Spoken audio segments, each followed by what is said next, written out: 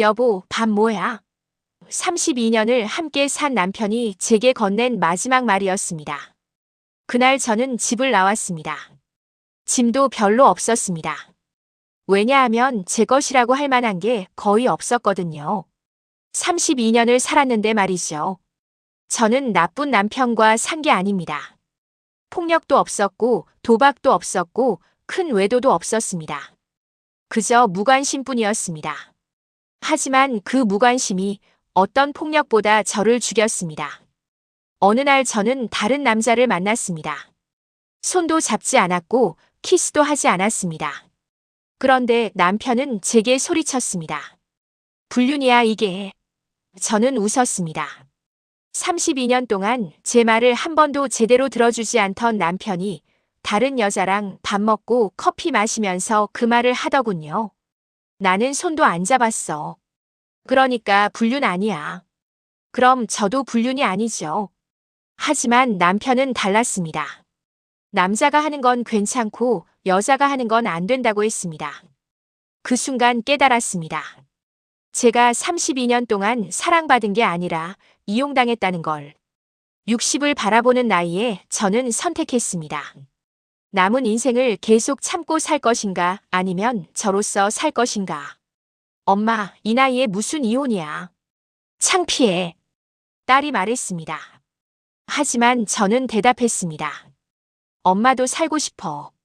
이제는 많은 분들이 물어보십니다. 그래서 이혼했어요? 아니요. 이혼보다 더 중요한 걸 찾았습니다. 바로 저 자신을. 지금부터 들려드릴 이야기는 58살한 여자의 각성에 관한 이야기입니다. 헌신이 어떻게 배신이 되는지, 사랑이 어떻게 폭력이 되는지, 그리고 늦었다고 생각한 순간이 어떻게 시작이 되는지. 만약 당신이 지금 이런 생각을 하고 있다면 나는 왜 이렇게 사는 걸까? 내 인생은 대체 어디로 간 걸까? 나는 누구지? 이 이야기는 당신을 위한 것입니다. 32년의 침묵 끝에 한 여자가 처음으로 자신의 목소리를 찾았습니다. 그 이야기를 시작합니다. 구독과 좋아요는 이야기를 계속 이어갈 수 있는 큰 힘이 됩니다. 라이프 아틀리에를 찾아주신 모든 분들을 위해 오늘의 이야기를 시작합니다. 수연은 올해 58입니다.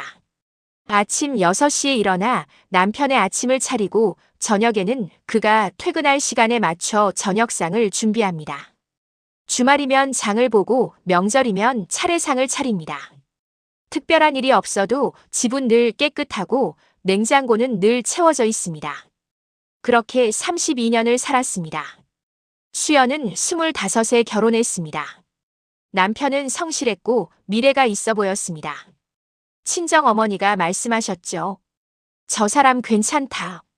성격도 괜찮고 수연도 나쁘지 않다고 생각했습니다. 사랑이라는 감정이 뭔지는 잘 몰랐지만 그게 중요한 건 아니라고 배웠습니다. 중요한 건 성실함이고 책임감이고 가정을 지키는 마음이라고 들었습니다. 결혼 후 수연은 빠르게 아내가 됐습니다. 아니, 더 정확히 말하면 누군가의 아내라는 역할 속으로 들어갔습니다. 남편은 회사 일로 바빴고 수연은 집안일로 바빴습니다. 대화는 줄어들었지만 그게 이상한 건 아니었습니다. 결혼이란 원래 그런 거라고 주변 사람들이 말했으니까요. 첫 아이가 태어났습니다. 딸이었습니다. 남편은 만족스러워 보이지 않았지만 크게 내색하진 않았습니다. 그저 두 번째는 아들이면 좋겠다고 말했습니다. 수연은 고개를 끄덕였습니다. 새아이가 태어났을 때도 딸이었습니다. 남편은 한숨을 쉬었지만 이번에도 크게 말하진 않았습니다. 수연은 아이들을 키우는 데 온 힘을 쏟았습니다. 학교 준비물을 챙기고 학원 시간에 맞춰 아이들을 태우고 밤늦게까지 숙제를 봐줬습니다. 남편은 그 시간에 회사에 있거나 회식 자리에 있었습니다. 주말에도 골프가 있고 모임이 있었습니다. 어느 날 수연은 남편에게 물었습니다. 저번에 내가 말한 거 기억해? 남편은 멍하니 쳐다봤습니다. 뭐? 수연은 다시 말하지 않았습니다. 기억하지 못한다는 건 중요하지 않았다는 뜻이니까요. 그날부터 수연은 말하기 전에 한 번 더 생각하게 됐습니다. 이 말을 해도 될까? 이게 중요한 일일까? 대부분의 경우 대답은 아니었습니다.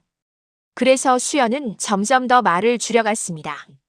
시어머니가 편찮으셨을 때도 수연이 병원에 모셨습니다. 남편은 바빴으니까요. 시어머니는 돌아가시기 전날 수연의 손을 잡고 말씀하셨습니다. 고생 많았다. 넌 참 착하다. 수연은 아무 말도 하지 못했습니다. 착하다는 말이 칭찬인지 동정인지 알 수 없었으니까요. 남편의 사업이 어려워졌을 때도 있었습니다. 빚이 생겼고 집을 옮겨야 했습니다.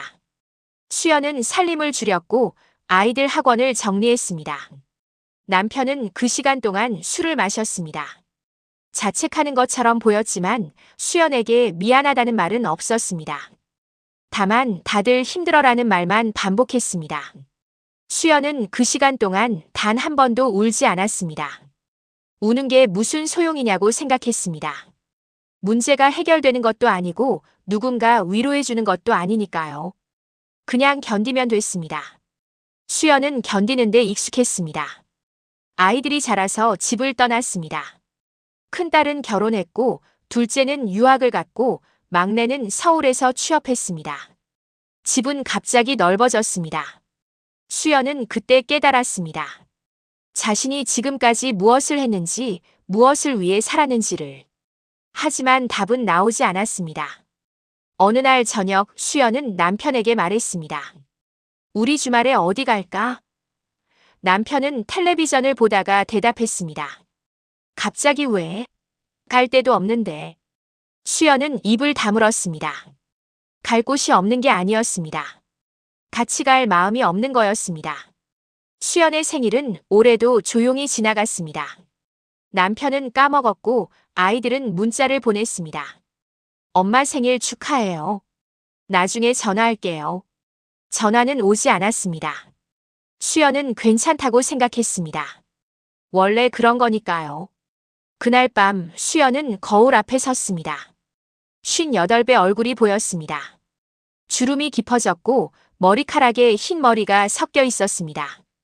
그런데 이상했습니다. 거울 속 얼굴이 낯설었습니다. 마치 처음 보는 사람 같았습니다. 수연은 생각했습니다. 나는 지금까지 뭘 한 걸까? 가족을 위해 살았다고 말할 수 있을까요? 헌신했다고 말할 수 있을까요? 그런데 왜 아무도 수연을 보지 않는 걸까요? 왜 수연의 목소리는, 수연의 감정은, 수연의 존재는 이렇게 투명한 걸까요? 수연은 그날 밤 잠들지 못했습니다. 천장을 바라보며 생각했습니다. 32년을 이렇게 살았는데 앞으로 30년은 또 어떻게 살아야 할까? 그리고 수연은 처음으로 질문했습니다. 자기 자신에게. 나는 누구지? 그 질문이 모든 것의 시작이었습니다. 수연의 결혼 생활을 되돌아보면 특별히 나쁜 일은 없었습니다. 폭력도 없었고 큰 싸움도 없었습니다. 그저 조용하게 천천히 무언가가 사라져갔을 뿐입니다. 처음에는 작은 것들이었습니다. 수연이 좋아하는 음식은 식탁에 오르지 않았습니다. 남편이 싫어했으니까요. 수연이 보고 싶어하는 영화는 보지 못했습니다. 남편이 관심 없어 했으니까요. 수연이 만나고 싶어하는 친구는 점점 멀어졌습니다. 시간이 없었으니까요. 그러다 보니 어느 순간 수연은 자신이 무엇을 좋아하는지 잊어버렸습니다. 남편의 어머니가 아프셨을 때 수연은 매일 병원에 갔습니다. 아침에 일어나 집안일을 마치고 병원으로 가서 시어머니를 돌보고 저녁에 돌아와 다시 저녁을 차렸습니다. 남편은 주말에만 병문안을 왔습니다. 평일엔 회사가 바빴으니까요. 시어머니는 수연에게 말했습니다. 며느리 덕분에 살겠다. 수연은 미소 지었습니다. 하지만 그 말이 고마운지 무거운지 알 수 없었습니다. 6개월이 지났습니다. 시어머니는 결국 돌아가셨습니다. 장례를 치르는 동안 수연은 한 번도 앉지 못했습니다. 문상객을 맞이하고 음식을 나르고 정리하고 치우고. 남편은 슬퍼했지만 수연에게 고맙다는 말은 하지 않았습니다. 당연한 일이었으니까요. 아이들이 중학생이 됐을 때였습니다. 남편의 사업이 갑자기 어려워졌습니다. 거래처가 부도가 났고 빚이 생겼습니다. 수연은 그제야 알았습니다. 남편이 보증을 섰다는 걸, 집을 팔아야 한다는 걸. 수연은 묻지 않았습니다. 왜 미리 말하지 않았냐고, 왜 혼자 결정했냐고. 물어봐야 달라질 게 없었으니까요. 그냥 이삿짐을 쌌습니다. 아이들에게 전학을 준비시켰습니다. 살림을 줄였습니다. 그 시간 동안 남편은 술을 마셨습니다. 늦게 들어오는 날이 많아졌고 말수가 줄어들었습니다. 어느 날 밤 술에 취해 돌아온 남편이 말했습니다. 미안하다. 수연은 고개를 끄덕였습니다. 남편은 잠들었습니다. 하지만 그 미안하다는 말이 무엇에 대한 것인지 수연은 끝내 알 수 없었습니다. 빚에 대한 것인지, 보증에 대한 것인지, 아니면 수연에게 말하지 않은 것에 대한 것인지. 아마 셋 다 아니었을 겁니다. 2년이 지나고 남편의 사업은 다시 안정됐습니다. 새로운 집으로 이사했고 빚도 조금씩 갚아나갔습니다. 남편은 웃기 시작했고 골프도 다시 시작했습니다. 모든 게 제자리로 돌아온 것처럼 보였습니다. 하지만 수연은 알고 있었습니다. 아무것도 제자리로 돌아오지 않았다는 걸. 어느 날 저녁 수연은 남편에게 말했습니다. 나 요즘 좀 힘든 것 같아. 남편은 신문을 보다가 고개를 들었습니다. 왜? 어디 아파? 수연은 고개를 저었습니다. 아픈 건 아니고 그냥 좀 힘들어. 남편은 잠시 수연을 바라보더니 말했습니다. 다들 그래. 나이 들면 다 그렇게 되는 거야. 너무 예민하게 생각하지 마. 그리고 다시 신문을 봤습니다. 수연은 더 이상 말하지 않았습니다. 그날 밤 수연은 깨달았습니다. 자신이 힘들다고 말할 자격조차 없다는 걸. 남편은 돈을 벌고 집을 지키고 가장의 역할을 하는데 수연은 뭘 하냐는 걸. 집안일. 그게 뭐 대단한 일이냐는 걸. 수연의 생각이 아니었습니다. 하지만 어느새 수연의 생각이 돼 있었습니다. 아이들도 비슷했습니다. 큰딸이 고등학생이 됐을 때였습니다. 수연은 딸의 도시락을 매일 쌌습니다. 딸이 좋아하는 반찬을 넣고 예쁘게 담았습니다. 어느 날 딸이 말했습니다. 엄마, 도시락 안 싸줘도 돼. 학교에서 사 먹을게. 수연은 물었습니다. 왜? 맛없어? 딸이 대답했습니다. 아니, 그냥 귀찮아. 친구들이랑 같이 먹고 싶어서. 수연은 고개를 끄덕였습니다. 다음 날부터 도시락을 싸지 않았습니다. 그게 시작이었습니다. 큰딸은 점점 집에 늦게 들어왔고 학원이 끝나도 친구들과 시간을 보냈습니다. 수연과의 대화는 줄어들었습니다. 밥 먹었어? 응. 학교 어땠어? 그냥. 그게 전부였습니다. 둘째와 셋째도 마찬가지였습니다. 커갈수록 아이들은 수연에게서 멀어졌습니다. 수연이 나쁜 엄마여서가 아니었습니다. 그저 아이들이 자라서 자기 인생을 사는 것뿐이었습니다. 수연은 그걸 알고 있었습니다. 하지만 가슴 한구석이 허전했습니다. 명절이 되면 집이 붐볐습니다. 시댁 식구들이 모이고 큰 상을 차렸습니다. 수연은 아침부터 저녁까지 부엌에 있었습니다. 남편은 거실에서 형제들과 이야기를 나눴습니다. 아이들은 사촌들과 놀았습니다. 저녁이 되고 모두가 돌아갔습니다. 설거지를 마치고 나니 밤 11시가 넘었습니다. 수연은 소파에 앉았습니다. 남편은 이미 잠들어 있었습니다. 수연은 생각했습니다. 내일 또 똑같은 하루가 시작되겠지. 그런데 이상했습니다. 두렵지 않았습니다. 슬프지도 않았습니다. 그냥 아무 감정도 없었습니다. 마치 자신이 사라진 것 같았습니다. 수연은 어느 순간부터 괜찮다는 말을 입버릇처럼 하게 됐습니다. 괜찮아. 응, 괜찮아. 힘들지 않아? 괜찮아. 미안해. 괜찮아. 그 말을 반복할수록 사람들은 더 이상 묻지 않게 됐습니다. 수연이 정말 괜찮은 줄 알았으니까요. 아니, 어쩌면 괜찮지 않아도 상관없었는지도 모릅니다. 수연은 늘 괜찮아야 하는 사람이었으니까요. 그렇게 헌신은 침묵이 됐고 침묵은 당연함이 됐습니다. 수연의 존재는 점점 더 투명해져 갔습니다. 마치 집안의 공기처럼 늘 거기 있지만 아무도 의식하지 않는 것처럼. 그리고 수연 자신도 그게 당연한 줄 알았습니다. 58년을 살면서 처음으로 수연은 거울을 오래 들여다봤습니다. 그 안에 누가 있는지 알고 싶었습니다. 하지만 아무도 없었습니다. 그날은 평범한 화요일이었습니다. 남편은 아침 일찍 골프 약속이 있다며 나갔습니다. 점심쯤 돌아온다고 했습니다. 수연은 혼자였습니다. 설거지를 마치고 빨래를 널고 청소기를 돌렸습니다. 11시가 됐습니다. 수연은 소파에 앉아 텔레비전을 켰습니다. 아침 드라마가 나왔습니다.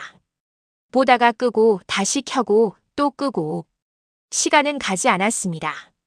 문득 생각했습니다. 나는 지금 뭐 하고 있는 거지? 수연은 스마트폰을 집어들었습니다. 아이들이 선물해 준 거였습니다. 엄마도 요즘은 이런 거 써야지. 수연은 전화와 문자밖에 쓸 줄 몰랐습니다. 하지만 그날은 달랐습니다. 검색창을 눌렀습니다. 오늘 할 수 있는 일 여러 결과가 나왔습니다. 운동, 요리 클래스, 독서 모임. 수연은 스크롤을 내렸습니다. 그러다 한 문구가 눈에 들어왔습니다.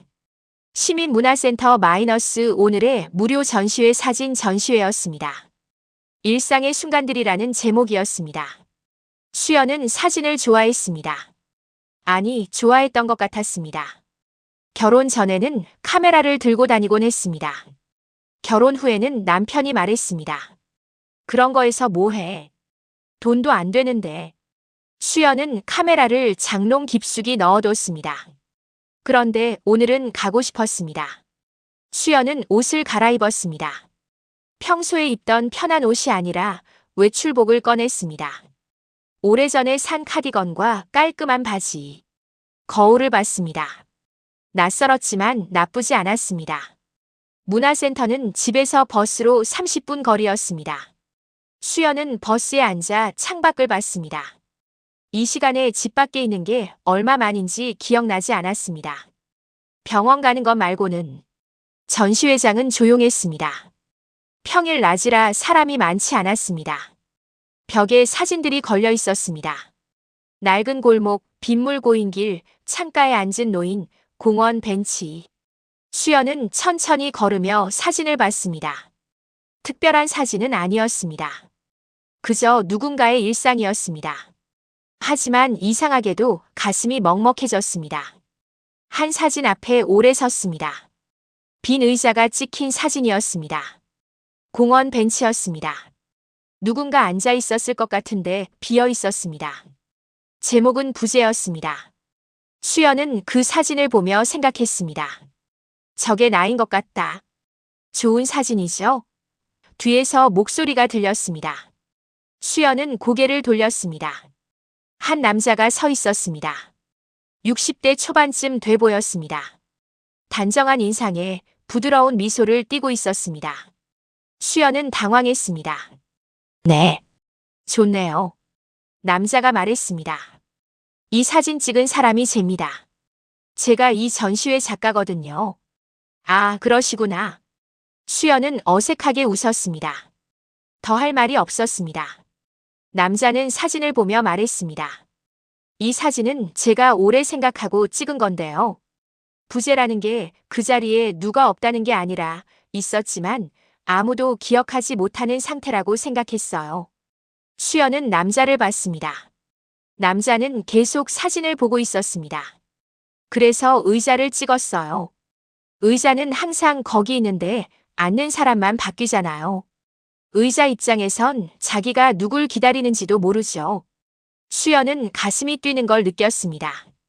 이상했습니다. 그저 사진 이야기인데 왜 이렇게 가슴이 뛰는지 알 수 없었습니다. 남자가 물었습니다. 혹시 사진에 관심 있으세요? 아, 예전에는 좀 찍었어요. 오래됐지만. 그래요? 어떤 사진 찍으셨어요? 수연은 기억을 더듬었습니다. 그냥 풍경이요. 특별한 건 아니고 길 가다가 예쁜 거 보면 찍고 그랬어요. 남자가 웃었습니다. 그게 제일 어려운 거예요. 일상을 담는 게. 특별한 걸 찍는 건 쉬워요. 근데 평범한 걸 특별하게 보는 게 재능이거든요. 수연은 아무 말도 하지 못했습니다. 그 말이 칭찬인지 그냥 하는 말인지 알 수 없었습니다. 하지만 한 가지는 확실했습니다. 오랜만에 누군가 자신의 말을 끝까지 듣고 있다는 것. 남자가 말했습니다. 혹시 시간 괜찮으시면 커피 한 잔 하실래요? 사진 이야기 나누고 싶어서요. 전시회 하면서 관객분들 만나는 게 재미있거든요. 수연은 망설였습니다. 낯선 사람과 커피를. 하지만 거절할 이유도 없었습니다. 집에 가봤자 할 일도 없었고 남편은 점심 후에나 올 거였습니다. 네, 좋아요. 둘은 전시회장 근처 카페로 갔습니다. 조용한 곳이었습니다. 창가 자리에 앉았습니다. 남자가 물었습니다. 이름이 어떻게 되세요? 수연이요. 저는 민준이라고 해요. 반갑습니다. 민준은 사진 이야기를 했습니다. 언제 사진을 시작했는지, 왜 사진을 찍는지, 어떤 순간을 담고 싶은지. 수연은 듣기만 했습니다. 하지만 지루하지 않았습니다. 민준이 물었습니다. 수연 씨는 왜 사진 그만두셨어요? 수연은 잠시 생각했습니다. 시간이 없어서요. 결혼하고 애들 키우고 하다 보니까. 아, 그러셨구나. 아쉽네요. 다시 시작해보시면 어때요? 글쎄요. 이제 너무 늦은 것 같아요. 민준이 고개를 저었습니다. 늦은 게 어디 있어요? 하고 싶으면 하는 거죠. 수연은 웃었습니다. 하지만 그 웃음 뒤에 뭔가 씁쓸한 게 남았습니다. 민준이 말했습니다. 수연 씨, 사진 다시 찍어보세요. 스마트폰으로도 충분해요. 그냥 하루에 한 장씩이라도. 왜요? 그렇게 느끼신 게 되게 솔직해 보여요. 사진은 거짓말을 못하거든요. 찍는 사람의 마음이 다 나와요. 그 한마디가 수연을 흔들었습니다. 카페를 나올 때 민준이 명함을 건넸습니다. 다음에도 전시회 하면 연락드릴게요. 오시면 좋겠어요. 수연은 명함을 받았습니다. 고맙다고 말했습니다. 집으로 돌아오는 버스 안에서 수연은 창밖을 봤습니다. 똑같은 풍경이었습니다. 하지만 뭔가 달라 보였습니다. 집에 도착했습니다. 남편은 이미 와 있었습니다. 거실에서 텔레비전을 보고 있었습니다. 어디 갔다 와? 응. 그냥 잠깐 나갔다 왔어. 남편은 고개도 돌리지 않았습니다. 점심은? 아직. 지금 할게. 수연은 부엌으로 갔습니다. 냉장고를 열었습니다. 하지만 손이 멈췄습니다. 가슴이 두근거렸습니다. 이상했습니다. 아무 일도 없었는데 왜 이렇게 가슴이 뛰는지 알 수 없었습니다. 그날 밤 수연은 잠들지 못했습니다. 민준의 말이 계속 맴돌았습니다. 그렇게 느끼신 게 되게 솔직해 보여요. 그 말이 무슨 뜻인지 수연은 알 것 같았습니다. 오랜만에 누군가 자신을 사람으로 봐줬다는 것. 그게 이렇게 큰 파장을 일으킬 줄은 몰랐습니다. 일주일이 지났습니다. 수연은 계속 그날을 생각했습니다. 전시회장에서의 시간, 카페에서의 대화, 민준의 목소리. 이상했습니다. 특별한 일이 있었던 것도 아닌데 자꾸만 떠올랐습니다. 명함은 지갑 속에 고이 접어 넣어뒀습니다. 가끔 꺼내봤습니다. 전화할 생각은 없었습니다. 그럴 이유도 없었고 그럴 용기도 없었습니다. 하지만 명함을 보고 있으면 가슴 한구석이 따뜻해지는 느낌이 들었습니다. 어느 날 스마트폰에 문자가 왔습니다. 안녕하세요, 수연 씨. 민준입니다. 다음 주 토요일에 새 전시회가 열려요. 시간 되시면 오세요. 기다리겠습니다. 수연은 문자를 여러 번 읽었습니다. 가슴이 뛰었습니다. 답장을 해야 할지 말아야 할지 고민했습니다. 1시간을 망설이다가 결국 답장을 보냈습니다. 네, 시간 되면 가볼게요. 토요일이 됐습니다. 남편은 오전에 골프가 있었습니다. 수연은 점심을 차려놓고 말했습니다. 나 오늘 오후에 잠깐 나갔다 올게. 남편이 물었습니다. 어디? 전시회. 저번에 갔던데. 남편은 별로 관심 없다는 표정으로 고개를 끄덕였습니다. 그래, 알았어. 수연은 옷을 갈아입었습니다. 이번에는 더 신경 써서 입었습니다. 화장도 했습니다. 오랜만이었습니다. 거울을 보니 낯설었지만 나쁘지 않았습니다. 전시회장에 도착하니 민준이 입구에 서 있었습니다. 수연을 보자 환하게 웃었습니다. 오셨네요. 와주셔서 고맙습니다. 제가 고맙죠. 초대해 주셔서. 전시회는 저번보다 규모가 컸습니다. 사람들도 많았습니다. 민주는 수연을 안내했습니다. 사진마다 설명을 해줬습니다. 어떤 마음으로 찍었는지, 무엇을 담고 싶었는지. 수연은 듣기만 했습니다. 하지만 가슴이 벅찼습니다. 누군가 자신에게 이렇게 정성껏 설명해 주는 게 언제만인지 기억나지 않았습니다. 1시간쯤 지났을까요? 민준이 물었습니다. 커피 드실래요? 근처에 괜찮은 카페 알아요. 수연은 조금 망설이다가 고개를 끄덕였습니다. 카페는 조용했습니다. 창가 자리에 앉았습니다. 민준이 물었습니다. 요즘 어떻게 지내세요? 그냥. 똑같이 지내죠. 사진은 찍으셨어요? 수연은 고개를 저었습니다. 아직은. 민준이 웃었습니다. 그렇구나. 괜찮아요. 천천히 생각해 보세요. 수연은 커피를 마시다가 물었습니다. 민준 씨는 결혼하셨어요? 민준이 잠시 멈췄습니다. 그리고 대답했습니다. 했었어요. 5년 전에 이혼했습니다. 아, 괜찮아요. 이제는 괜찮아요. 서로 맞지 않았어요. 사랑보다 익숙함으로 버티는 게 더 힘들더라고요. 수연은 가슴이 철렁했습니다. 그 말이 왜 이렇게 가슴에 박히는지 알 수 없었습니다. 민준이 말했습니다. 수연 씨는 행복하세요? 그 질문에 수연은 대답하지 못했습니다. 행복한가? 불행한가?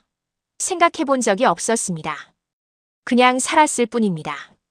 잘 모르겠어요. 민준이 고개를 끄덕였습니다. 그럴 수 있죠. 행복이 뭔지 모르면 불행인지도 모르잖아요. 수연은 민준을 봤습니다. 민준도 수연을 봤습니다. 그 순간 무언가 흘렀습니다. 말로 표현할 수 없는 무언가. 수연은 황급히 고개를 돌렸습니다. 가슴이 두근거렸습니다. 이상했습니다. 아무 일도 없었는데 왜 이렇게 마음이 흔들리는지 알 수 없었습니다. 그날 이후 둘은 가끔 만났습니다. 한 달에 2~3번 정도. 전시회가 있을 때 혹은 그냥 커피 한잔 할 때. 신체적 접촉은 없었습니다. 손도 잡지 않았고 포옹도 하지 않았습니다. 하지만 수연은 알고 있었습니다. 이게 위험하다는 걸. 위험한 건 스킨십이 아니었습니다. 위험한 건 민준과의 시간을 기다리게 됐다는 것이었습니다. 집에 있을 때도 남편과 밥을 먹을 때도 수연의 머릿속에는 민준이 있었습니다.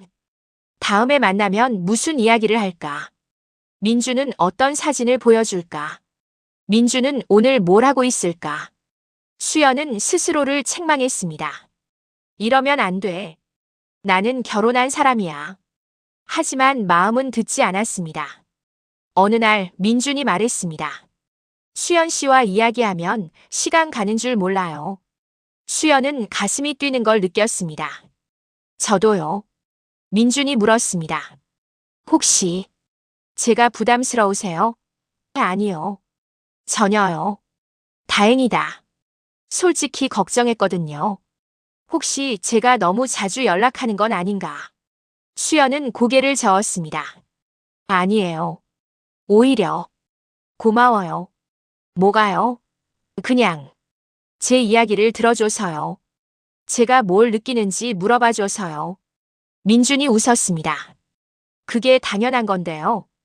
그 말에 수연은 눈물이 날 뻔했습니다. 당연한 거라고. 하지만 수연의 인생에서 그건 한 번도 당연한 적이 없었습니다. 집으로 돌아가는 길 수연은 생각했습니다. 나는 지금 뭘 하고 있는 거지? 불륜은 아니었습니다.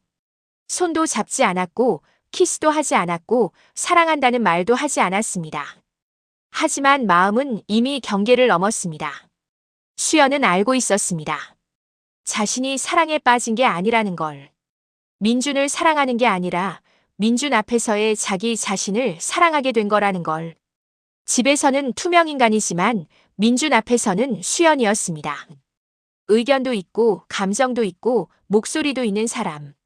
그게 좋았습니다. 하지만 그게 잘못된 건가요? 수연은 답을 알 수 없었습니다. 어느 날 밤 남편이 물었습니다. 요즘 왜 그래? 뭐가요? 그냥 달라진 것 같아. 표정이. 수연은 당황했습니다. 그래요? 그냥 똑같은데. 남편은 더 이상 묻지 않았습니다. 하지만 수연은 알았습니다. 자신이 변하고 있다는 걸. 조금씩 천천히. 그리고 그 변화가 돌이킬 수 없는 곳으로 가고 있다는 걸. 수연은 밤마다 생각했습니다. 이대로 괜찮은 걸까? 하지만 멈출 수가 없었습니다. 민준과의 시간은 수연이 숨 쉴 수 있는 유일한 순간이었으니까요.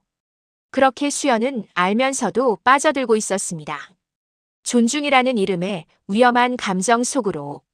석 달이 지났습니다. 수연은 변하고 있었습니다. 말투가 달라졌고 옷차림도 달라졌습니다.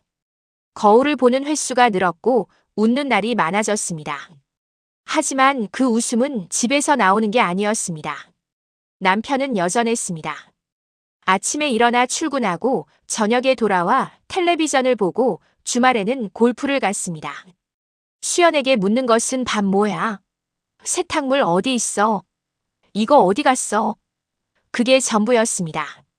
어느 날 저녁 수연은 용기를 냈습니다. 여보. 남편이 텔레비전을 보다가 대답했습니다. 왜? 나. 요즘 좀 힘든 것 같아. 남편이 고개를 돌렸습니다. 왜? 어디 아파? 아픈 건 아니고. 그냥 마음이 좀 그래. 남편은 잠시 수연을 보더니 말했습니다. 갱년기 아니야. 병원 가봐. 수연은 말문이 막혔습니다. 갱년기가 아니라. 그럼 뭔데? 요즘 주부들 우울증 많다던데 그것도 아니고. 그것도 아니야. 그냥 우리 좀 대화가 필요한 것 같아서. 남편은 한숨을 쉬었습니다. 대화? 무슨 대화? 우리 관계에 대해서.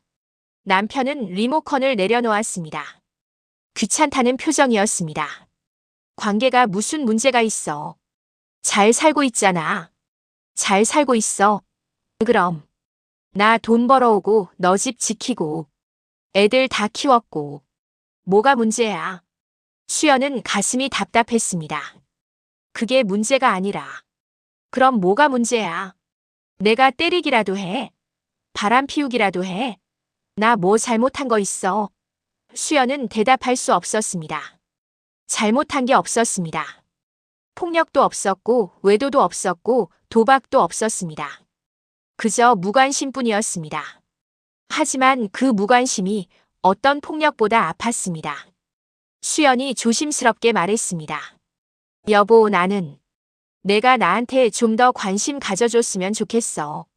남편이 황당하다는 표정으로 말했습니다. 관심?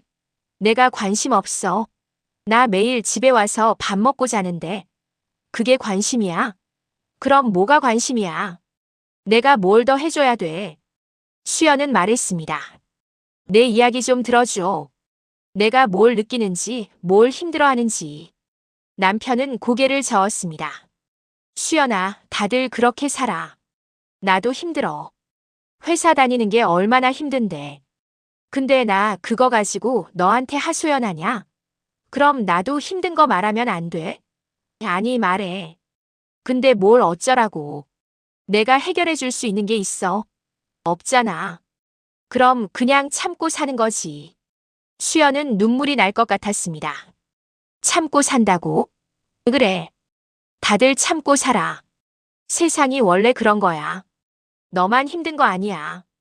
그 순간 수연은 깨달았습니다. 남편은 자신을 잃을 거라고 생각해 본 적이 없다는 걸.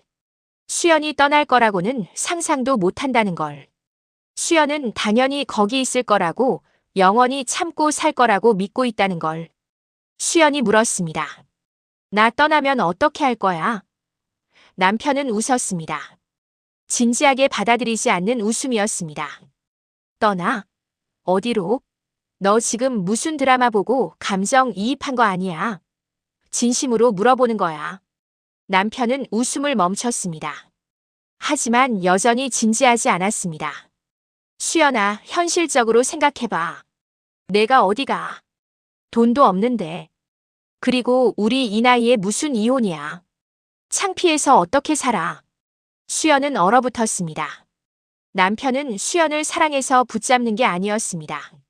수연이 떠날 수 없다는 걸 알기 때문에 신경 쓰지 않는 거였습니다. 마치 공기처럼 늘 거기 있을 거라고 당연하게 여기는 것처럼. 남편이 다시 리모컨을 집어들었습니다. 괜히 예민해지지 마. 나이 들면 다 그래. 운동이나 해. 친구들이나 만나고. 대화는 거기서 끝났습니다. 수연은 부엌으로 갔습니다. 싱크대에 기대 섰습니다. 눈물이 날 것 같았지만 나오지 않았습니다. 그냥 텅 비어버린 느낌이었습니다. 그날 밤 수연은 민준에게 문자를 보냈습니다. 내일 시간 돼요? 민준은 바로 답장을 보냈습니다. 네, 언제든지요. 다음 날 수연은 민준을 만났습니다. 카페가 아니라 공원이었습니다. 벤치에 나란히 앉았습니다. 수연이 말했습니다. 어제 남편한테 말했어요. 힘들다고. 뭐래요? 갱년기래요. 아니면 우울증. 민준은 아무 말도 하지 않았습니다. 수연이 계속 말했습니다. 나는 관심을 받고 싶었던 것뿐인데 그게 그렇게 이상한 건가요? 내 이야기를 들어주길 바라는 게 그렇게 욕심인가요? 민준이 조용히 말했습니다. 아니에요. 당연한 거예요. 근데 남편은 당연하지 않대요. 다들 참고 산대요. 그건 남편 생각이에요. 수연 씨 생각이 아니잖아요. 수연은 민준을 봤습니다. 민준도 수연을 봤습니다. 수연 씨, 당신은 참지 않아도 돼요. 그 말에 수연은 눈물이 났습니다. 참지 않아도 된다고. 하지만 어떡해요? 수연은 평생 참으며 살았습니다. 참는 게 미덕이라고 배웠습니다. 참아야 좋은 아내이고 좋은 엄마이고 좋은 며느리라고 들었습니다.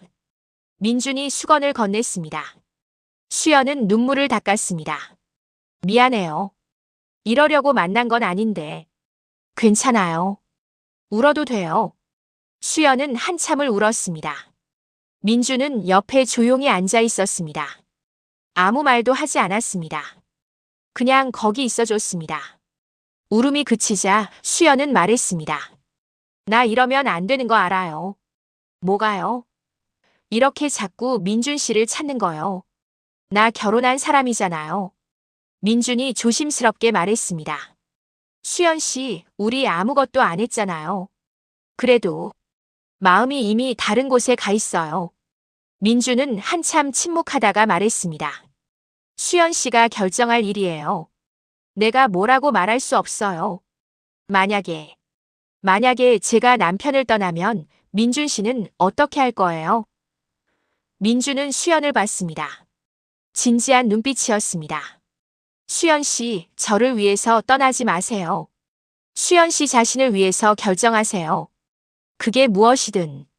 수연은 가슴이 먹먹했습니다. 민준은 끝까지 수연을 존중했습니다. 자신을 위해 결정하라고. 그게 오히려 더 마음을 흔들었습니다. 집으로 돌아오는 길 수연은 생각했습니다.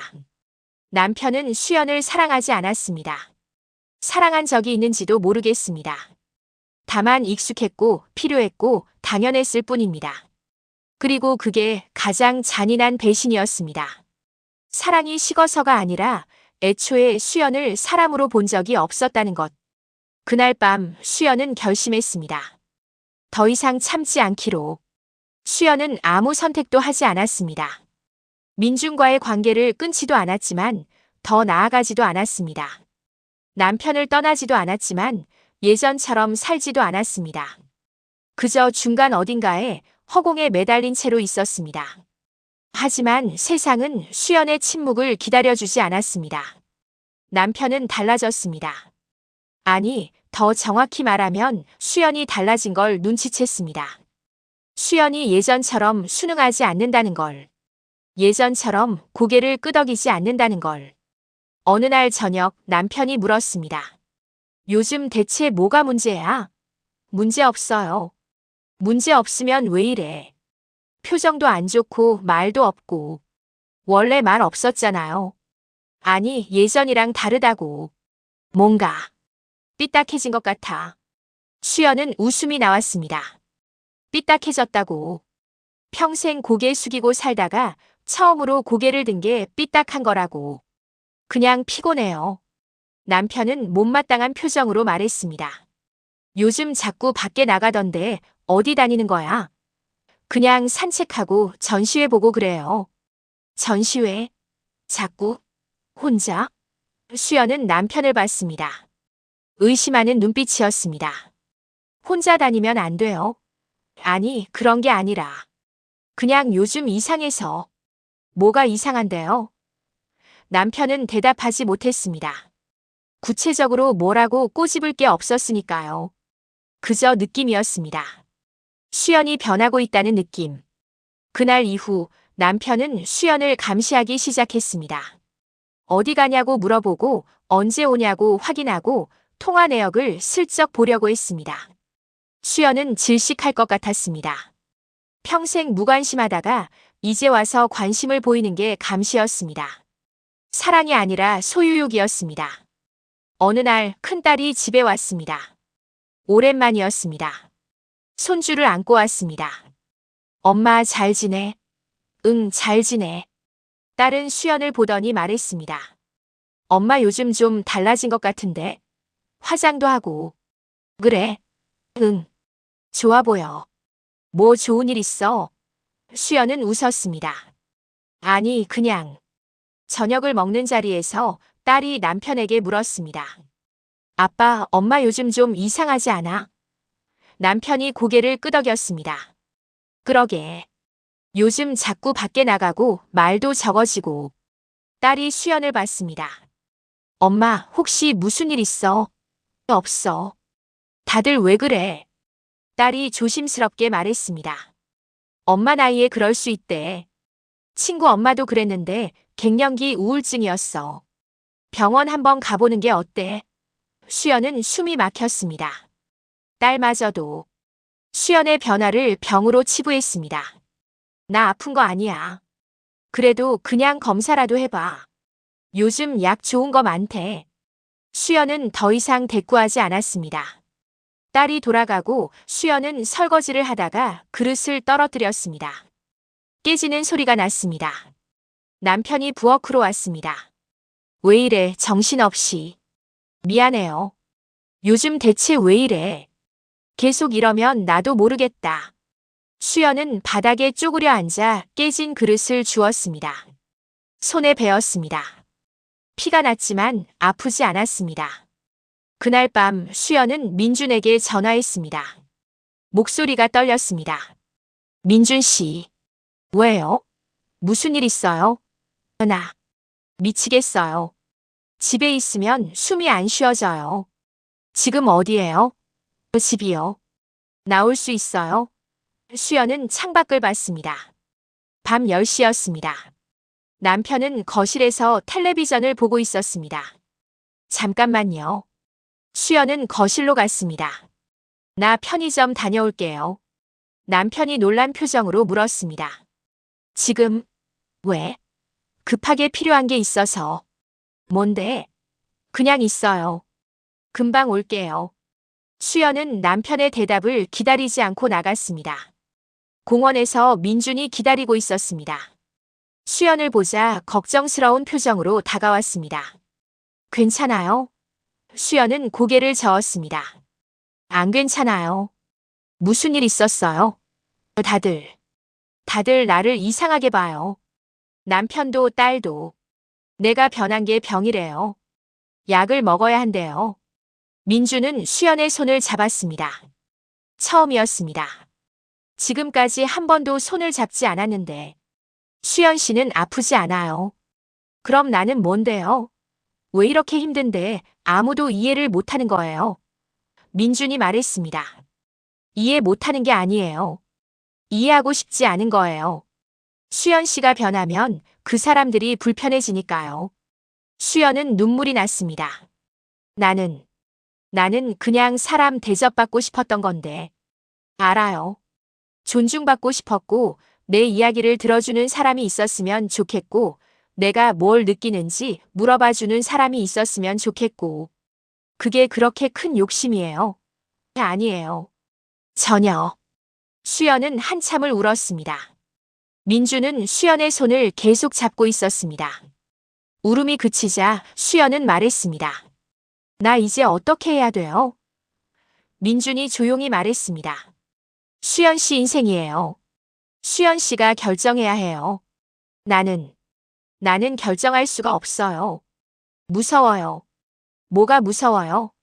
떠나는 것도 무섭고 머무는 것도 무서워요. 나는 어떻게 해야 될지 모르겠어요.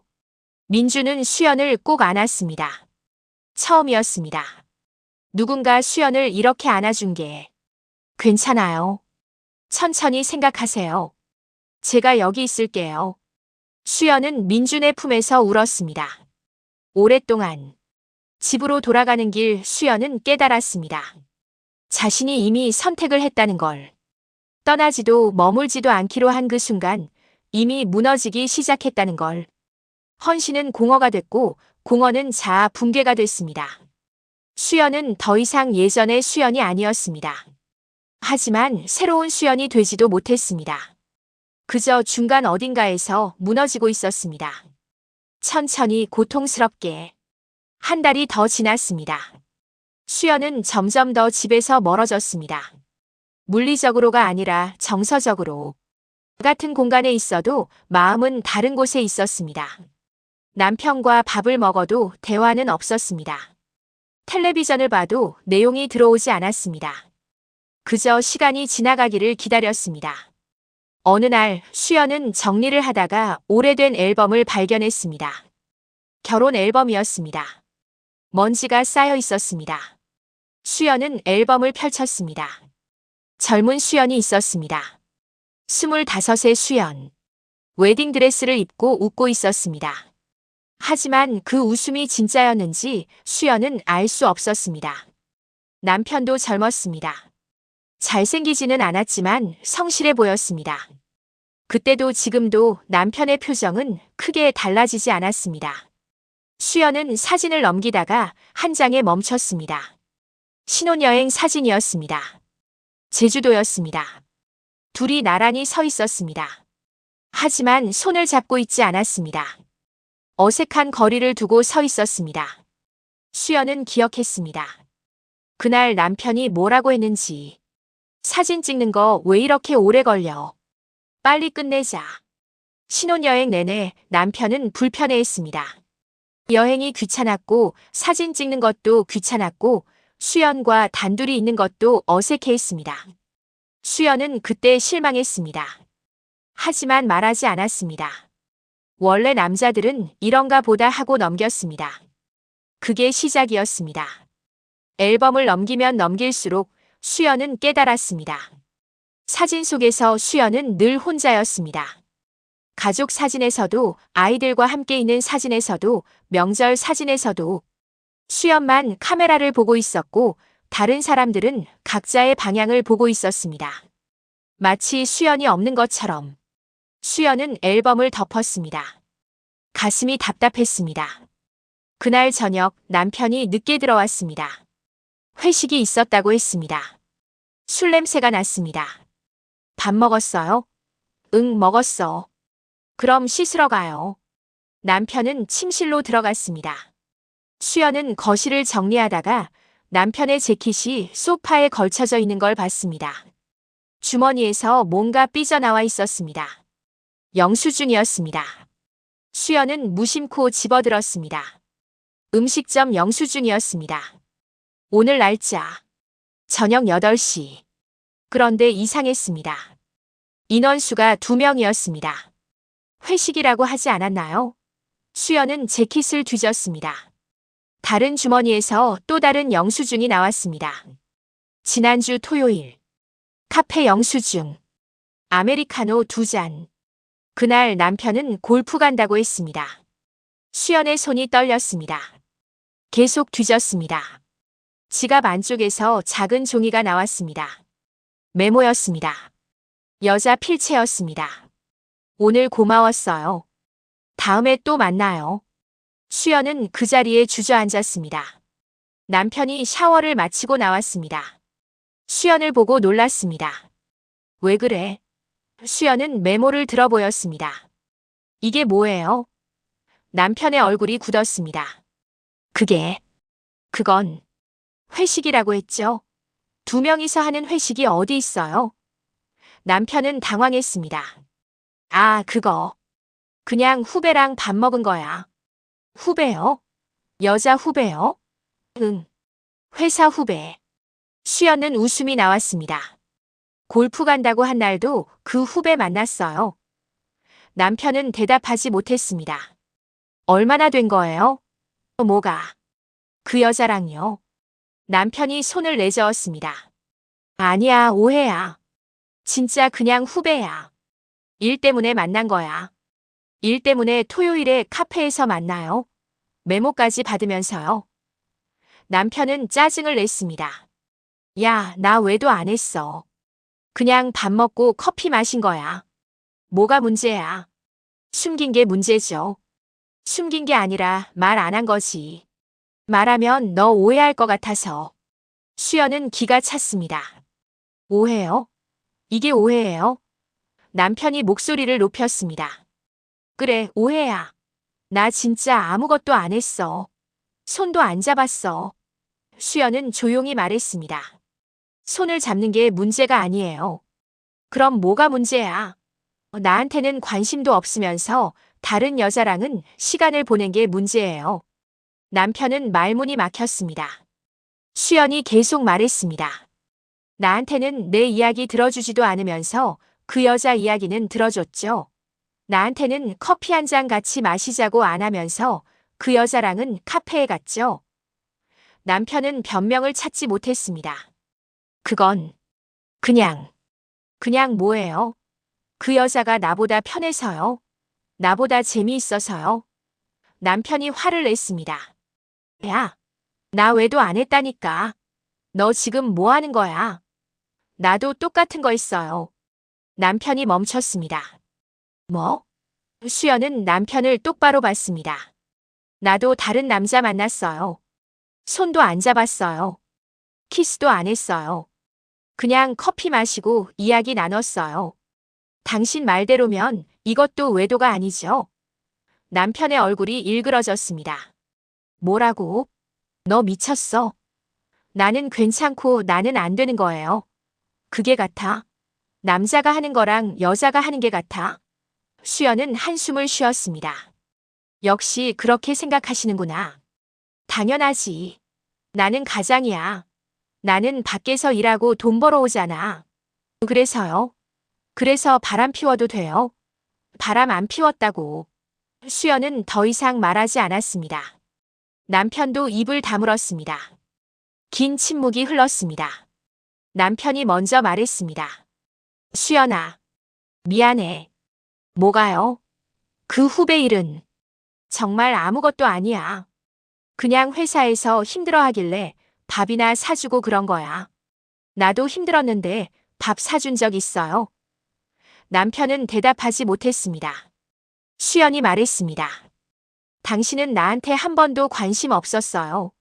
내가 뭘 좋아하는지, 뭘 힘들어하는지, 뭘 원하는지 한 번도 물어본 적 없어요. 근데 그 후배한테는 관심이 있었죠. 남편이 변명했습니다. 그건 너랑 나는 부부잖아. 당연히 편한 거지. 편한 게 아니에요. 무시한 거예요. 그 말에 남편은 할 말을 잃었습니다. 수연은 깨달았습니다. 남편이 외도를 했는지 안 했는지는 중요하지 않았습니다. 중요한 건 남편이 다른 여자에게는 관심을 가졌다는 것이었습니다. 수연에게는 평생 주지 않았던 것을. 그날 밤 수연과 남편은 각자 다른 방에서 잤습니다. 수연은 천장을 보며 생각했습니다. 말을 하지 않은 게 아니었어. 말해도 아무도 듣지 않았던 거야. 그 깨달음이 수연을 완전히 무너뜨렸습니다. 수연은 일주일 동안 집에만 있었습니다. 남편과는 대화하지 않았습니다. 밥은 차려줬지만 같이 먹지 않았습니다. 남편도 말을 걸지 않았습니다. 어색한 냉전이 계속됐습니다. 민준에게도 연락하지 않았습니다. 연락할 용기가 없었습니다. 자신이 무엇을 원하는지, 무엇을 해야 하는지 알 수 없었습니다. 그저 멍하니 하루하루를 보냈습니다. 어느 날 아침 민준에게서 문자가 왔습니다. 수연 씨 괜찮으세요? 연락이 없어서 걱정돼요. 수연은 한참을 문자를 바라보다가 답장을 보냈습니다. 만나도 될까요? 언제든요. 그날 오후 수연은 민준을 만났습니다. 늘 가던 카페가 아니라 조용한 공원이었습니다. 벤치에 앉았습니다. 민준이 물었습니다. 무슨 일 있었어요? 수연은 지난 일주일 동안 있었던 일을 이야기했습니다. 남편의 영수증, 메모 싸움. 민준은 말없이 들었습니다. 이야기를 마치자 민준이 조심스럽게 말했습니다. 힘드셨겠어요. 민준 씨. 네. 나. 이제 어떻게 해야 할까요? 민준은 한참 침묵하다가 말했습니다. 수연 씨, 제가 뭔가 말씀드려도 될까요? 네. 민준이 깊게 숨을 쉬고 말했습니다. 저는 수연 씨를 사랑하지 않아요. 수연은 가슴이 철렁했습니다. 네. 제 말은 로맨틱한 사랑이 아니라는 뜻이에요. 물론 수연 씨를 아끼고 존중하고 소중하게 생각해요.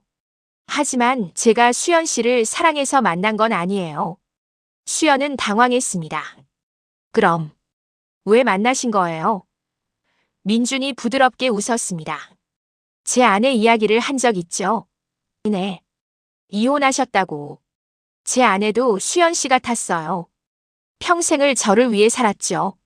제 일을 도와주고 집안일하고 저를 뒷바라지했어요. 저는 당연하게 받아들였어요. 고마워하지도 않았고 관심도 주지 않았어요. 민준이 잠시 멈췄습니다. 그러다 어느 날 아내가 말했어요. 이혼하고 싶다고. 저는 충격받았죠. 왜? 내가 뭘 잘못했나? 폭력도 안 했고 외도도 안 했는데. 근데 아내가 말하더라고요. 그게 문제라고. 나쁜 짓은 안 했지만 좋은 것도 안 했다고. 수연은 가슴이 먹먹해졌습니다. 민준이 계속 말했습니다. 아내는 떠났어요. 저는 그제야 깨달았죠. 제가 얼마나 형편없는 남편이었는지. 아내를 사랑한다고 생각했지만 사실은 아내의 존재를 당연하게 여긴 거였어요. 그래서 저를 만나신 거예요. 민준이 고개를 끄덕였습니다. 수연 씨 처음 봤을 때 제 아내가 생각났어요. 그 눈빛. 존재하지만 존재하지 않는 것 같은 그 눈빛. 저는 속죄하고 싶었어요. 수연은 눈물이 날 뻔했습니다. 제가 제 아내한테 해주지 못한 것들을 수연 씨한테 해주고 싶었어요. 이야기 들어주고 존중해주고 한 사람으로 대해주고 싶었어요. 그게 제가 할 수 있는 유일한 사과였거든요. 수연은 아무 말도 할 수 없었습니다. 민준이 부드럽게 말했습니다.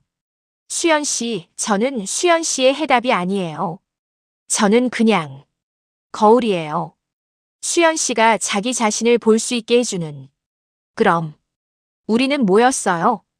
위로였어요. 서로에게. 저는 과거의 제 잘못을 돌아보고 싶었고 수연 씨는 자기 자신을 발견하고 싶었던 거예요. 수연은 눈물이 났습니다. 그럼 사랑은요? 우리 사이에 사랑은 없었어요. 민준이 수연의 손을 잡았습니다. 있었어요. 하지만 로맨스가 아니었어요. 존중의 사랑이었어요. 저는 수연 씨를 한 인간으로 존중했고 수연 씨도 저를 존중해줬어요. 그게 우리의 사랑이었어요. 수연은 한참을 울었습니다. 민주는 옆에서 조용히 기다렸습니다. 울음이 그치자 수연은 물었습니다. 그럼 이제 우리는 어떻게 되는 거예요? 그건 수연 씨가 정하는 거예요. 저는 항상 여기 있을 거예요. 친구로서. 하지만 수연 씨의 인생은 수연 씨 것이에요. 민준 씨는 후회 안 해요? 이혼한 거. 민준이 고개를 저었습니다. 후회는 안 해요. 아내를 놓아준 건 아내를 위한 최선의 선택이었으니까요. 하지만 미안해요. 더 일찍 깨닫지 못한 게. 수연은 생각했습니다. 자신도 민준처럼 남편을 놓아줘야 할까요? 아니면 남편이 변하길 기다려야 할까요? 민준이 말했습니다. 수연 씨, 한 가지만 말씀드릴게요. 네. 당신이 대단한 이유는 지금까지 버텨왔다는 거예요. 하지만 이제는 버티는 게 아니라 사는 거예요. 존재하는 게 아니라 살아있는 거예요. 수연은 민준을 봤습니다. 민준이 웃었습니다. 당신은 충분히 헌신했어요. 이제는 당신을 위해 살아도 돼요. 그 말이 수연의 마음에 깊이 박혔습니다. 헤어지는 길에 민준이 마지막으로 말했습니다. 수연 씨, 다음에 또 만나요. 친구로서. 수연은 고개를 끄덕였습니다. 네. 집으로 돌아오는 길 수연은 깨달았습니다. 자신이 사랑에 빠진 것은 민준이 아니었습니다. 존중받는 자기 자신이었습니다. 목소리가 있는 자기 자신. 감정이 있는 자기 자신. 그 자신을 수연은 평생 잃어버리고 살았던 겁니다. 이제 찾았습니다. 하지만 이제 무엇을 할 것인가? 그게 문제였습니다.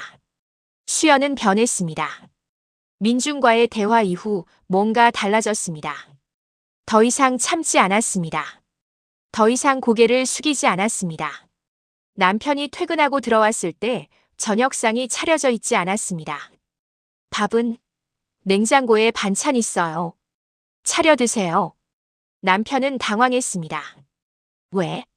어디 아파? 아니요. 그냥 안 했어요. 왜 안 해? 당신도 할 수 있잖아요. 남편은 어이없다는 표정이었습니다. 야, 내가 하루 종일 일하고 들어왔는데 밥도 안 차려놨어. 저도 하루 종일 일했어요. 무슨 일? 제 인생 정리하는 일이요. 수연은 방으로 들어갔습니다. 남편은 거실에 멍하니 서 있었습니다. 다음 날부터 수연은 더 많은 것을 바꿨습니다. 남편의 셔츠를 다림질하지 않았습니다. 남편이 찾는 물건을 대신 찾아주지 않았습니다. 남편의 스케줄을 챙기지 않았습니다. 남편은 점점 더 불편해했습니다. 요즘 대체 왜 이래? 뭐가요? 아무것도 안 하잖아. 제가 해야 할 일은 다 했어요. 당신이 스스로 할 수 있는 일까지 제가 할 필요는 없죠.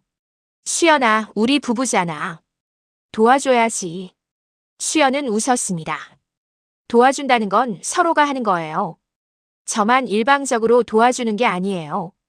남편은 할 말을 잃었습니다. 주말이 됐습니다. 남편이 골프 가려고 준비하는데 골프웨어가 없었습니다. 여보, 내 골프복 어디 있어? 세탁기에 있을 거예요. 아직 안 빨았어. 제가 왜 빨아요? 당신 옷인데. 남편은 어이가 없었습니다. 지금까지 내가 다 빨았잖아. 지금까지 제가 바보였죠. 이제 안 그럴 거예요. 남편은 화가 났습니다. 야, 지금 나한테 장난하는 거야? 장난 아니에요. 진심이에요. 남편은 골프를 포기했습니다. 세탁을 할 줄 몰랐으니까요. 며칠 후 남편은 수연에게 조심스럽게 말했습니다. 수연아, 우리 이야기 좀 하자. 무슨 이야기요? 요즘 내가 너무 달라진 것 같아서. 달라졌으면 안 돼요. 아니, 그게 아니라. 우리 이러면 안 되잖아. 수연은 남편을 봤습니다. 뭐가 안 돼요? 부부가 이렇게 살 수는 없지. 그럼 어떻게 살아야 돼요? 제가 계속 참고 당신 뒷바라지만 하면 돼요. 남편은 머뭇거렸습니다. 그게 그런 뜻이 아니라. 그럼 무슨 뜻이에요? 남편이 한숨을 쉬었습니다. 수연아, 내가 잘못했어. 그 후배 일도 그렇고 내 말 안 들어준 것도 그렇고. 미안해. 앞으로는 잘할게. 수연은 그 말을 들으며 생각했습니다. 얼마나 기다렸던 말일까요? 하지만 이제 와서 듣는 이 말이 왜 이렇게 공허한 걸까요? 앞으로는 잘한다는 게 뭐예요? 그냥 내 말도 들어주고 관심도 가지고. 얼마나요? 뭐가? 얼마나 오래요? 일주일, 한 달, 그리고 다시 원래대로 돌아가는 거 아니에요? 남편은 대답하지 못했습니다. 수연이 말했습니다. 당신은 변하지 않을 거예요. 32년 동안 안 변했는데 이제 와서 변할 리 없어요.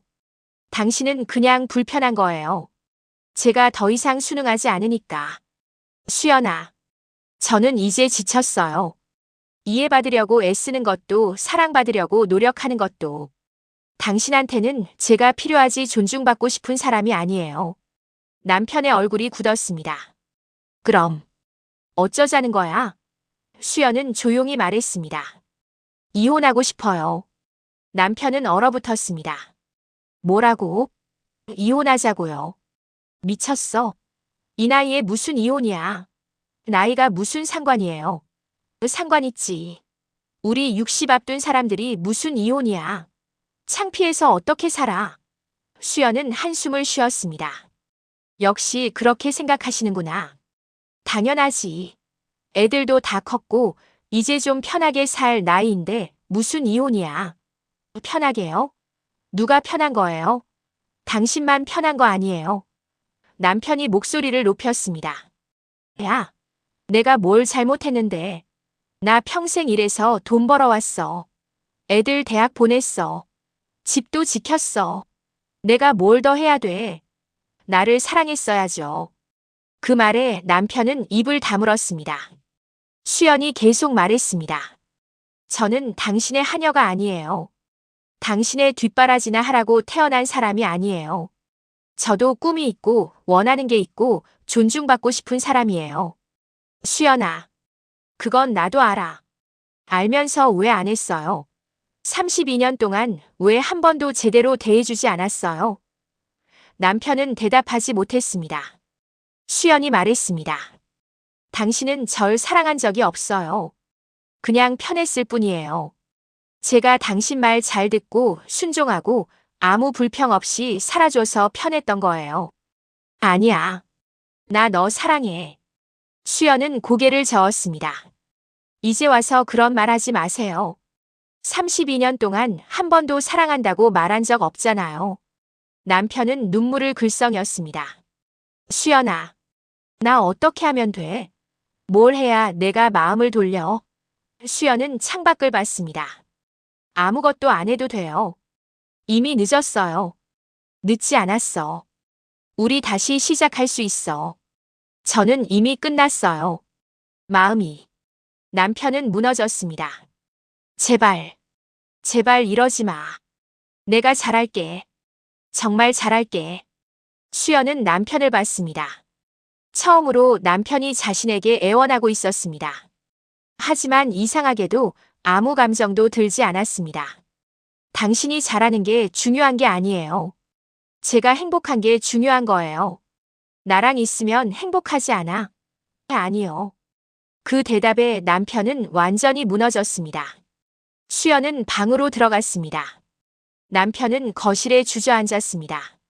처음으로 남편은 깨달았습니다. 자신이 수연을 잃었다는 걸. 그리고 그게 자신의 잘못이라는 걸. 하지만 이미 늦었습니다. 후회는 항상 늦게 옵니다. 석 달이 지났습니다.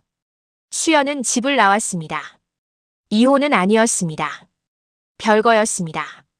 수연은 작은 원룸을 얻었습니다.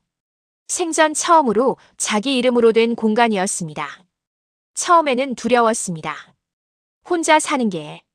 아침에 눈을 떠도 아무도 없고 저녁을 먹어도 혼자고 밤에 잠들 때도 혼자였습니다. 하지만 점점 익숙해졌습니다. 아니, 익숙해진 게 아니라 편해졌습니다. 아침에 일어나면 수연은 자기가 먹고 싶은 걸 먹었습니다. 토스트와 커피. 간단했지만 맛있었습니다. 누군가 짜증내는 소리도 없고 서둘러야 할 이유도 없었습니다. 낮에는 산책을 했습니다. 카메라를 샀습니다. 오래전에 포기했던 그 취미. 수연은 길을 걸으며 사진을 찍었습니다. 꽃도 찍고 하늘도 찍고 고양이도 찍었습니다. 처음에는 서툴렀습니다. 구도도 이상하고 빛도 제대로 못 잡았습니다. 하지만 괜찮았습니다. 완벽할 필요가 없었으니까요. 민준과는 가끔 만났습니다. 친구로서. 전시회를 같이 보고 커피를 마시고 사진 이야기를 나눴습니다. 더 이상 설레지 않았습니다. 하지만 편안했습니다. 어느 날 민준이 물었습니다. 요즘 어때요? 좋아요. 진짜요? 네. 외롭긴 한데 그게 나쁘지만은 않아요. 외로움도 제 거니까요. 민준이 웃었습니다. 멋진 말이에요. 수연도 웃었습니다. 아이들은 처음에 반대했습니다. 특히 큰딸이 격렬하게 반대했습니다. 엄마, 정신 차려. 이 나이에 무슨 별거야. 아빠도 반성하고 있다잖아. 반성이 중요한 게 아니야. 그럼 뭐가 중요한데? 엄마 인생이 중요해. 딸은 이해하지 못했습니다. 엄마, 우리 생각은 안 해. 창피한 거 알아. 수연은 조용히 말했습니다. 미안해. 하지만 엄마도 살고 싶어. 그럼 지금까지는 안 산 거야? 응. 안 살았어. 그냥 버텼어. 딸은 할 말을 잃었습니다. 시간이 지나면서 아이들도 조금씩 이해하기 시작했습니다. 특히 둘째 딸이 먼저 받아들였습니다. 엄마, 나는 지지해. 엄마가 행복하면 그게 제일 중요한 것 같아. 그 말에 수연은 눈물이 났습니다. 남편은 여전히 설득하려고 했습니다. 전화도 하고 문자도 보냈습니다. 만나자고, 이야기하자고, 다시 시작하자고. 하지만 수연은 흔들리지 않았습니다. 마음이 이미 떠났으니까요. 어느 날 수연은 남편을 만났습니다. 카페에서 마지막으로 정리할 이야기가 있었습니다. 남편은 많이 수척해져 있었습니다. 수연아, 무슨 이야기예요? 다시 돌아와. 제발.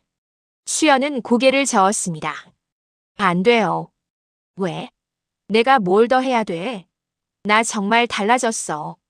집안일도 혼자 하고 빨래도 하고 요리도 배우고 있어.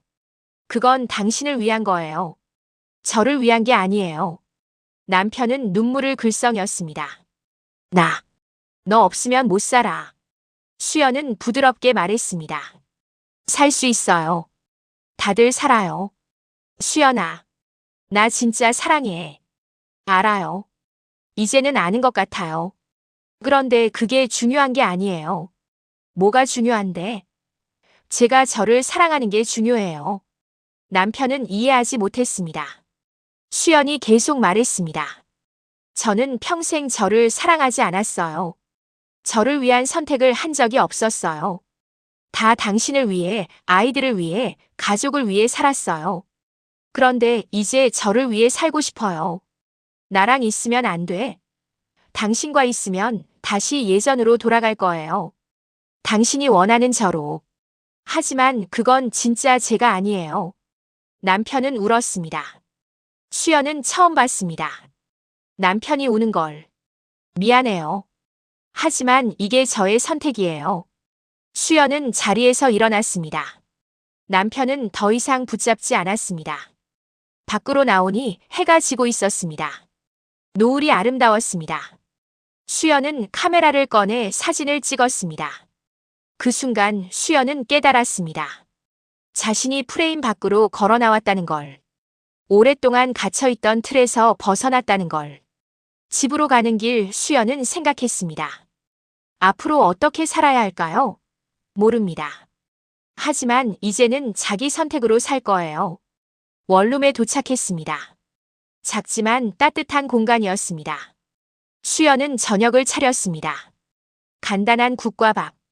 혼자 먹었지만 외롭지 않았습니다. 저녁을 먹고 수연은 창가에 앉았습니다. 밤하늘을 봤습니다. 별이 보였습니다. 수연은 오랜만에 미소 지었습니다. 진짜 미소였습니다. 누군가를 위한 미소가 아니라 자기 자신을 위한 미소. 전화벨이 울렸습니다. 민준이었습니다. 수연 씨, 다음 주에 제 전시회 있어요. 올 수 있어요? 그럼요. 갈게요. 고마워요. 아니에요. 감사한 건 제가 해야죠. 전화를 끊고 수연은 다시 창밖을 봤습니다. 60을 바라보는 나이. 늦은 나이라고 할 수도 있습니다. 하지만 수연에게는 시작이었습니다. 진짜 수연으로 사는 인생의 시작. 그날 밤 수연은 일기를 썼습니다. 오랜만이었습니다. 오늘부터 나는 수연으로 산다. 누군가의 아내도 누군가의 엄마도 아닌 그냥 수연으로. 그리고 덧붙였습니다.